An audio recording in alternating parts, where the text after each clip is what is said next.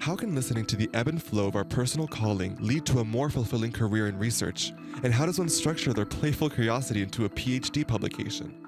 Moreover, how do architects and urban planners design and consider flood risk management strategies in the built environment today? And what are the benefits of a multi-scalar strategy in combating these natural disaster risks? Today, on the first episode of Archfolio, is our guest Francesca Vanelli to share with us her answers.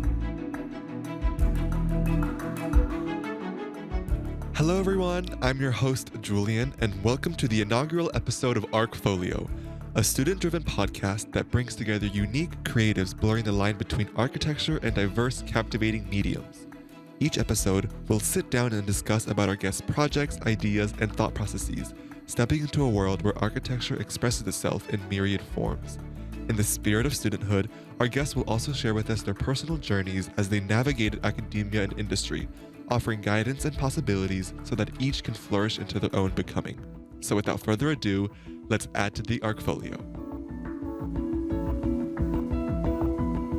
Today, bridging together architecture, urban planning, and landscape design, I'm proud to introduce our first guest, a dear friend, Francesca Vanelli.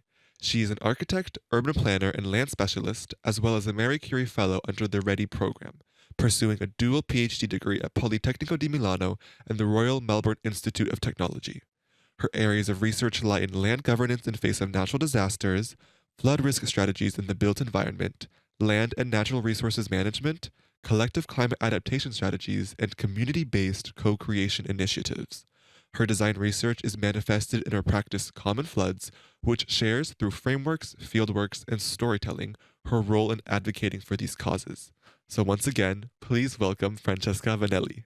Welcome. Thank you for having me. Hi, everyone. Hello, everyone. Welcome. And it's such an honor for you to trust me with the first episode to come on and experiment this for the first time. How are you? Have you been? How was Easter weekend? Yeah, it's over. We can definitely know, say we over. are already into the hustle of April, which is a short and very intense month. Mm-hmm. And as of me, I'm at the final stretch of my PhD. So this is a very pivotal moment. A very important moment for you. And for those who are joining us, you're doing a dual PhD program at Politecnico di Milano and the Royal Melbourne Institute of Technology. And could you share with us a bit more about the program you're doing and what that research entails? Yeah, so the program I'm enrolled in is called the REDI program. So it's a co-tutor program between Politecnico di Milano and RMIT in my case, but actually it's a program that involves around 40 other PhD candidates across Europe. Everyone has a supervisor in Australia and a supervisor someplace in Europe, and we're all under a Marie Curie co-funded program. And from your undergrad, I understood you did it in Rotterdam. How did you find this program, and what brought you to taking this approach of further research? Well, it was a very long journey to get there. I did my master in architecture in Ferrara, actually. So it was 5 years altogether. I did a lot of experiences abroad during that time. I did my thesis in Cuba, but I also did my exchange in Germany, and I did some workshops also abroad. So I took every opportunity I could to kind of learn while doing some workshops or projects that could still be related to what I was studying. And then after graduating, I moved immediately to Rotterdam, and I stayed there for 6 years. I just came back in 2022 to Milano for the first time in Milano to pursue the PhD. And during those years, I worked as an architect for around 2 years and a half. And so after that, in 2018, I believe, I began a master in urban management and development at IHS, which is the Institute for Housing and Urban Development Studies of Erasmus University in Rotterdam. And so I undertook this master of 1 year, which was quite life-changing for me. I did my thesis on land management and tenure in Tirana. After that, I worked for the same institute for about 3 years. This position was a research assistant position, so was already opening the pathway to research. But what we did in the institute was also concerning a lot of development projects and training. So it was really diverse, the kind of opportunities I had working there. I could see what it meant to teach, what it meant to do training with public authorities even, and doing research publications or for example, running European projects. And after that, I really felt like I was interested in pursuing research, and I started looking for a PhD. And the REDI program was open for application. I applied to that and to others, of course, called, and that one actually went through. So I managed to kind of come back to Italy with a Marie Curie, with my partner and everything. So kind of a change in life. And well, the REDI is with RMIT as well in Melbourne, Australia. So I also had the opportunity to travel there and spend a visiting period in Melbourne, which was last year. So it seems like you spent a lot of time working before, but then you realized that it wasn't quite where your passion laid. And I was wondering, through this process of studying land tenure and then going into the housing field in Rotterdam, how did that lead to then discovering like flood risk management, which is what you're currently researching? Was it something that also progressed over time, or was it something that just so happened to be of interest when you were applying for the REDI program? No, actually, something that built up over time. So on one side, if you live in the Netherlands, you are really drawn to look at water. And I was working and studying in the field of land and water management, so I had a lot of background on that matter. I was also interested since before on the topic of disasters, so looking disasters from a planning perspective, but also on like what would be your responsibility, what you could do towards it, despite the fact that I'm not an activist per se. But the way I interpret the PhD call, which had some general topics and then you could propose your own thing. So in my case, I kind of picked the decision of like using the PhD to develop a common thread, like a rouge line. Across all these different experiences that I had before. So I was interested in looking in the concept of public and private adaptation, focusing on land tenure when it applies to environmental concern, because that was not something I covered before. Of course, working on governance, because I was working on that topic for around 3-4 years before. But then even going back to the architectural scale and the built environment was also something interesting, in a way of kind of reconciling my work, my practice with that specific scale. And then the REDI program provided the context and the framework for that experience to actually happen that way. So I managed to propose my own topic, but I also had to play, of course, within some rules of the program itself. So, for example, going to Australia, or having an external partner, which in my case is the CMCC, to support my research. So the playing within the Department of ABC, the School of Architecture and Urban Design in Australia, and CMCC also was kind of defining a bit the boundaries of the research, and became a great opportunity actually to develop the research. What you were saying about like framework and playing around with many different ideas, because you mentioned a lot of different themes like land tenure and risk management and disaster management. How did you structure that curiosity into one question that you had to answer, or one specific like acupuncture point into the issue? Was there, like you said, the REDI program that was providing a context, or was there also one specific issue that emerged within the many you were researching that you decided, I want that to be my main focus? How did that come about, and how did you like lay that out into a research plan? Well, actually, if I think about it, the proposal I submitted to the call was very specific, and then I had to readdress it with my supervisor, see what was actually maybe not working so well, and then you actually have time to develop your own PhD proposal. So you can take a few months at the beginning, or maybe maximum 1 year at the beginning, where you can kind of discover a bit and expand on the scope of the research. In my case, the full structure of the PhD, so my research outputs as defined as clearly as I'm going to present them soon, I came to that level like late in the research, but I helped myself by um, keeping together the structure of the research. So what was my objective, the problem, the objective, and the research questions, and then the outputs and outcomes that I was expecting the whole time. So I was keep reframing this kind of research structure and trying to keep that in mind every change or every input I receive, because of course the PhD, you research a lot, you read so many papers, not everything is relevant, and yet everything is important. So you, of course you have to select, but also the PhD has to be manageable, so it has to be something you can at the end deliver. Okay. Yeah, that seems like to be a step further down the line for some of the students that could be listening. And so, would there be any advice you would give to those students who are at the start of their researching phase or their questioning phase? Would there be, anything that you learned that you carry with you now that could be of insight? Well, so I think the PhD, and especially a dual or joint PhDs, there are so many different opportunities out there, require a lot of management. So it's really time management, management of your work, of yourself, of the relationship with other. And so that's like a skill you will learn and something you should really put your head into.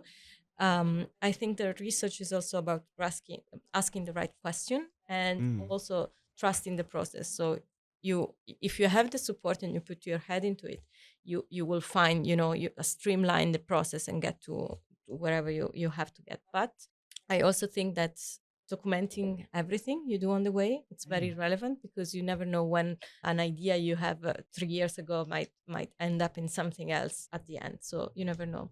But also, if you're about to begin a PhD or you're interested in research, there are so many different ways of approaching research in the world, like across different universities. So you could also search research into that and see what's out there. And I'll give my example. Please. So Politecnico di Milano expects a PhD by thesis. So you develop a pool thesis and that's evaluated.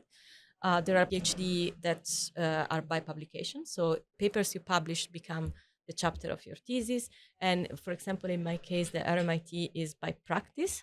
So they want to understand your own reflection and your own approach to your practice. And in my case, then there is a dissertation, but there is also an exhibit that is part of the evaluation of the PhD. There are also different ways of doing research, like research by design approach. So there is a whole world out there and there are many opportunities. So even looking for programs or specific schools that have topic, but also methods that could be interesting for a candidate, it's a good way to begin. That's like great advice. And you were speaking about, asking the right questions or trying to remember or jot down everything or every thought you had while going through the process. And I think there's a lot of pressure for students to find one thing immediately and believe that that has to be the research topic they do. And so they kind of burrow themselves into one path instead of keeping their options wide and looking at different ways or lenses to approach the issue. And sometimes we can still make the wrong choices or make or take the more difficult path. And I wanted to ask if there were any moments that were very difficult throughout the process, that you had to think differently to solve, or setbacks that maybe challenged how you thought about your research. Well, of course, yes. Even in applying for PhDs, I got some rejections, which is normal. It's not really about you. It's maybe because the proposal doesn't fit the call specifically, or the interest of the supervisor or of the project, or there could be so many other motives behind the rejection. So I would say in that sense, you can keep trying. But I also think like picking a concept and stick to it is difficult, in the sense that it's an attitude, I would say. So some people are very like they want to be specialist in something, so they go very much in detail in a topic for their whole career. And for some other people, like apparently myself, I have to say at this point, you change topic, or you kind of not change completely, but maybe shift your interest towards something else or another angle of the same topic throughout the career. And you could have a generalistic approach or a very specialist one. And somehow these two are complementary. So one doesn't exclude the other, or one is not less relevant of the other. I think that's very important to remember. Yeah, like especially the second half of what you were saying is very pertinent for students. Um, not feeling like they have to figure everything out right away. They can always change or be malleable in their research. Those are all very great points to introduce and to give a bit of context for the people listening. So thank you very much for this advice and for sharing your background. And we'll be right back to talk about her research, which deals with many, many fascinating issues. So we'll be right back.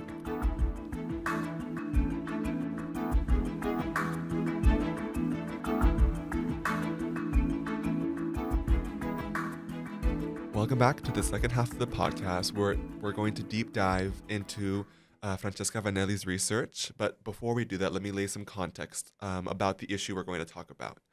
As of 2026, across the EU, over 14,000 areas are officially flagged as having potentially significant flood risks, and a tenth of Europe's urban population already lives in flood risk zones, which means that each year approximately 216,000 people are exposed to river flooding and losses that average 5.3 billion to the EU. More than 300 million, which is about 70% of the European population, live in urban areas where soil ceiling increases runoff.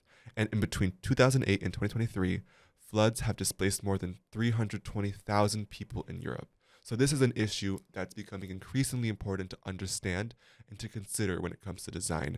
And to lay some context, I wanted to ask you, Francesca, if there's any challenges when we talk about flood risk management that architects or urban planners generally have, or sort of expanded understanding that we have to establish before we can truly speak correctly about the issue. Yeah, so I would say that historically floods have been conceived as an act of God, so something that is unavoidable and something to which population exposed at risk of flood have to react to. But then slowly through the decades, engineers understood how floods are also by design. So flood are a natural phenomenon, but then depending on how we manage territories and govern water, then we might yield more or less damages and impacts. So it's really also on how we live. Another concept that is important when you study floods is to understand the hazards, so the extent and the strength of a flood event, but also look at exposure. So, for example, who and what is exposed to floods, and the vulnerability also. Now, to what extent can you incur into damages? What is the likelihood of having a damage if you incur into floods? But with this idea of shifting from being an act of God to being something that is also linked to our own decisions and how we impact the environment, the approach to flood can also shift from being reactive. So I react to an event to being proactive. So I work on prevention, preparedness, and mitigate damages before they occur.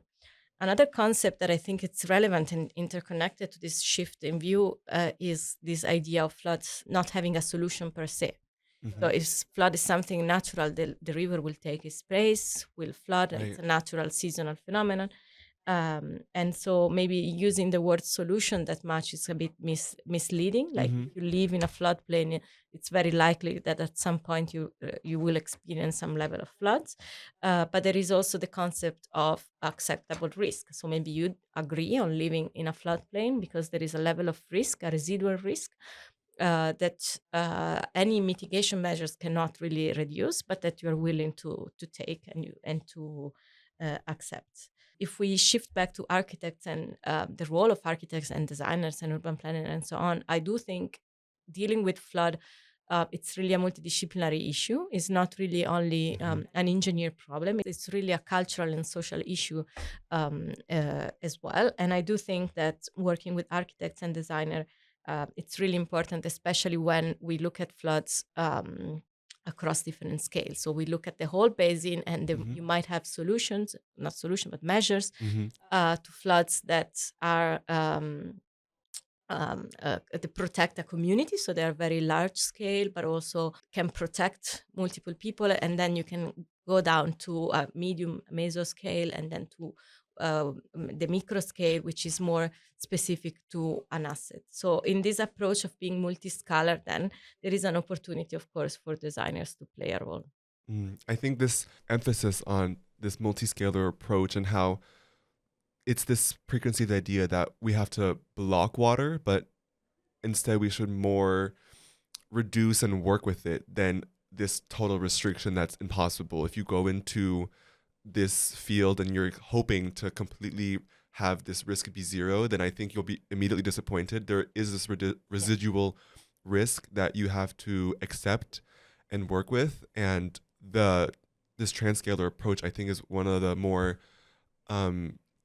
would you say new approaches to this issue, or do you feel like it's been present in the conversation since the beginning, or do architects and planners realize now that there has to be perhaps micro scale strategies that work within a large scale zone, or was it always more of this general idea of having blocking the water at the source instead of, handling it as it seeps into the communities? Well, I think like historically it was very difficult to kind of really understand the complexity of water management. And we see that in very dense and sprawled and territories, even here in Italy, where water cannot percolate into the soil because it's completely sealed. So this we say consumo di suolo, so this coverage of free land, it means water can actually would run off and cause damage somewhere else, and it cannot infiltrate into the soil. So this also aspect on how we built our city over time has neglected many environmental concerns. There are many programs like the Sponge City programs or the Room for the River program, which have shifted today the way we understand water in a sense, and also giving space to water to expand, or creating a sponge city, which means having more space, more opportunities for water, as I said, to percolate and infiltrate into the soil. So there are many, let's say, institutional, but also bottom-up initiatives from communities, for example, that are investigating on how to coexist with water and with an excess of water as well. Also considering that when we talk about flood, we can also talk about drought, so the other kind of extreme of the water cycle. So, and they're also interconnected. So a very dry soil is not able to collect enough water, let's say. So it's also kind of a feedback loop that then it gets very technical. I think the multi-scale approach is indeed very interesting when we have to kind of put a patch on this kind of planning issue we had, because the micro scale is useful in very dense urban environment, because you can make one nature-based solution, for example, is called, so measures that mimic nature and the functionality of nature in very small spaces, and then creating a network of these measures, you can contribute to different ecosystems benefits. But of course, these micro-scale measures, they are proven to be somewhat effective in literature, but they work well if they are coordinated. So there are many of them.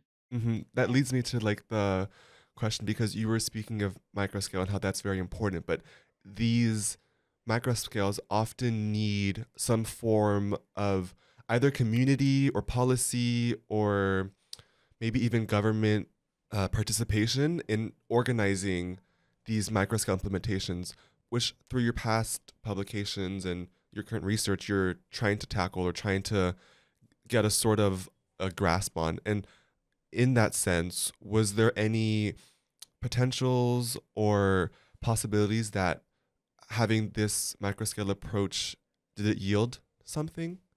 I would say yes, absolutely. But it requires like an orchestration, let's say. So if a microscale action comes in isolation, its impact would be very much reduced. But then also depends on the typology and on the location of this action. So for example, if we're talking about a microscale solution, a microscale measure for flood risk reduction, it can be the paving a garden, or creating a green area. Or for example, a microscale measure is also a flood barrier, even using sandbags. So depending on the type of measure, you could have benefits from only yourself, let's say, from the location where the measure is implemented, or expanded to other people. That's also why I merge, let's say, these concepts with this participatory decision making and community engagement approach, because I think microscale, or in general flood risk management, should be mainstreamed and should actually build on a sense of kind of social care and responsibility, in a sense, because everyone could actually contribute. Yeah, that was a really interesting point I had, was that you also mentioned that apart from having benefits to flood risk reduction or mitigation, microscale can also have social benefits to either having communities feel more cohesive or have them united against a specific risk. And when it comes to then dealing with microscale approaches and involving the community, have you had any experiences with like participation, or is it something you approach more externally, or do you get hands-on? So in my case, I really worked with communities and institutions together in Italy and Australia recently for my PhD. And the idea is to kind of, as I said, orchestrate or coordinate flood response that can be catchment based, so considering catchment or sub-catchment, but then running down to the micro scale. And in that sense, I did a series of workshops. I had a various, let's say, engagement opportunities throughout the years. It's very tricky to talk about this topic with people.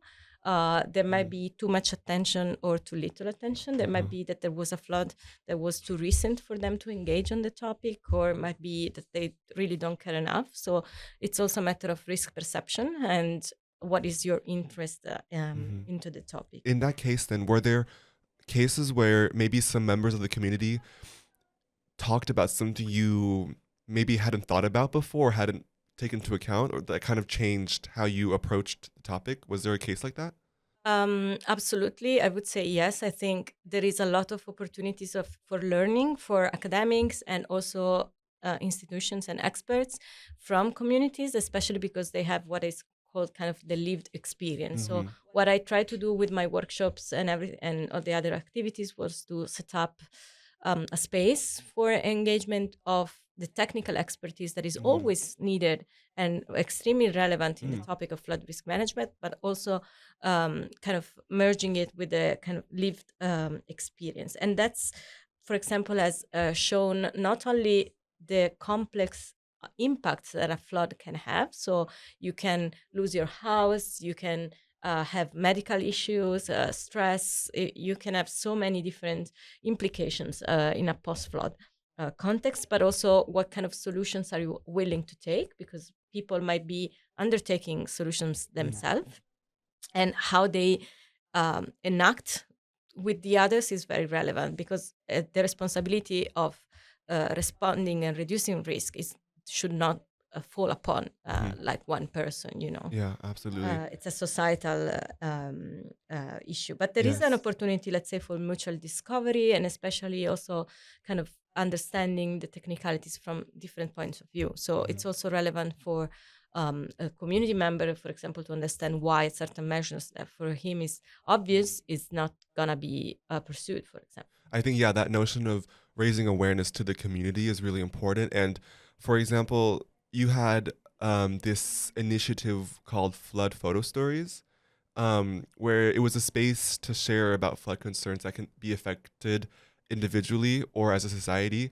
And in that case, then, were there ways that you used kind of the stories of the community to then design or research in a specific way measures that you could take in the future?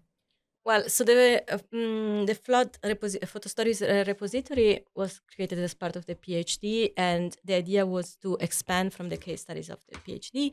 And it's an online platform that is available online, and it's basically I was asking anyone around the globe to tell their own experience if they liked, and also kind of say what they did to respond to the flood, or what they would expect their own public authorities, for example, to do. So it was very difficult to actually compile a large pool of responses. I don't have too many, but the quality and the insights are very interesting, because there are some people who experience flood throughout their life, so they're not really even that shocked, let's say, and others who were kind of hit by surprise. So there is this whole emotional component of flood that actually emerged through that.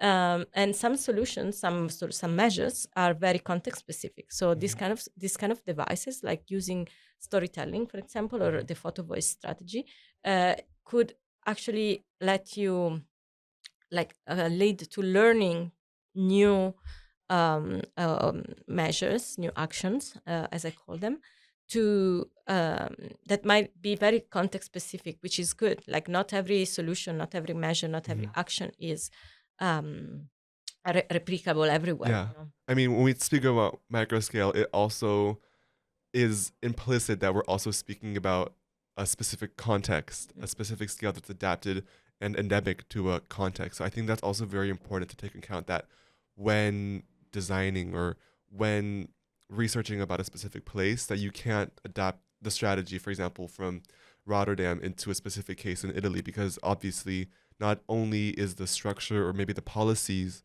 different, but also the individuals that inhabit these floodplains. And the river. And the rivers. Exactly. So I think that's also very interesting to take into account. And to end off, I had one final question, which is, would then, with what you've researched and what you've studied, is there anything you hope to be able to change or bring a new approach to this topic of flood risk management? Is there perhaps a new measure or a new methodology you hope to bring into the field? Yeah, I do hope that the PhD can provide some contributions. I think in some way it already has. Definitely to myself and to my practice. It entails a lot of reflections on my role and my position within the process and what I want to do. But also I would say to others, especially in this whole engagement component, well, you will see after Barcelona, after my examination at the end of this month. And there's going to be some tools that could actually, provide a benefit to different categories of people, let's say, involved in flood risk management. And for those who would be interested, the event will be recorded, so we can go back in the future to watch the PhD contents, Francesca. And thank you once again for being here today and sharing with us your knowledge and speaking about this very important issue. Once again, it was an honor to have you here for the first episode. Thank you for inviting. I'm glad and you congratulations on the launch of the Thank you. We're gonna wish you guys all a great day, and hopefully stay tuned for the next episode. Bye. Goodbye.